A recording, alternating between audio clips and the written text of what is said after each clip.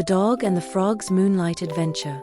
On the edge of a quiet little town, in a cozy backyard filled with soft grass and tiny glowing fireflies, lived a friendly golden dog named Benny.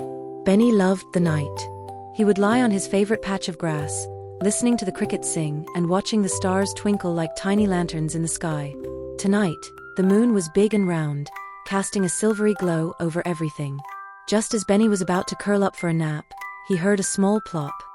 He lifted his head. Huh! Then came a tiny ribbit. Benny turned toward the little pond at the far end of the yard. There, sitting on a floating lily pad, was a small green frog with big, curious eyes. "Hello there," Benny said, wagging his tail. "Hello," the frog croaked. "I'm Freddy. Who are you?" "I'm Benny. What are you doing out so late?" Freddy puffed out his chest. "I love to hop under the moonlight, but I wish I had a friend to hop with." Benny's ears perked up. "I love to run. Maybe we can have an adventure together." Freddy's eyes sparkled. "That sounds fun. But where should we go?" Benny looked around, then pointed his nose toward a small path leading into the trees. "Let's explore the meadow." With a happy ribbit, Freddy leaped onto Benny's back, and off they went. The meadow of fireflies. As Benny trotted into the meadow, a magical sight greeted them. Hundreds of tiny golden fireflies floated in the air, blinking like stars. "Wow!" Freddy gasped. "They look like tiny lanterns dancing in the sky." Benny tried to catch one with his nose, but the little light darted away. "They're fast," he laughed. Freddy took a deep breath. "I bet I can jump high enough to touch one." He crouched low, wiggled his little frog legs, and boing! He sprang into the air. He almost touched a firefly, but it zipped away at the last second. Freddy landed on Benny's head with a soft plop.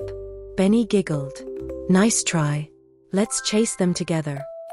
So Benny ran in circles while Freddy hopped beside him, trying to catch the glowing lights.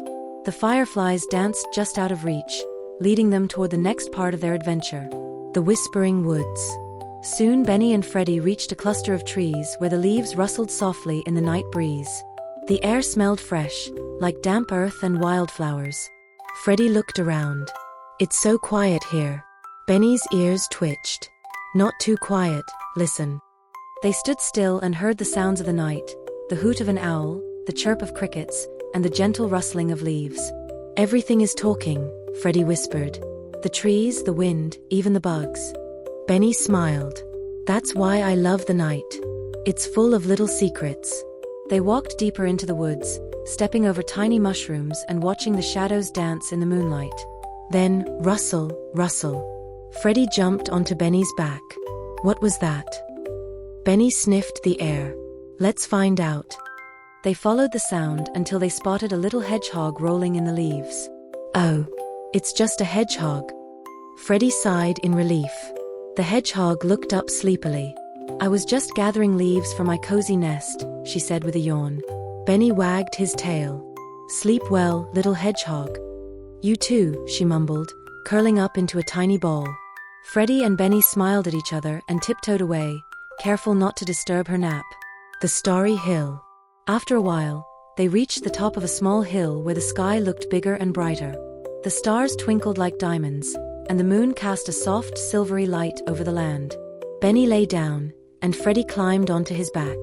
Together, they gazed up at the sky. "Do you think there are frogs and dogs up there on the moon?" Freddy wondered. "Maybe," Benny said.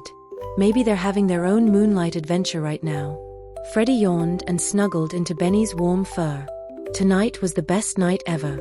Benny smiled. "We'll have more adventures tomorrow." As the night wrapped around them like a cozy blanket, the dog and the frog drifted into sweet dreams, knowing they had found a friendship as bright as the stars above. The end.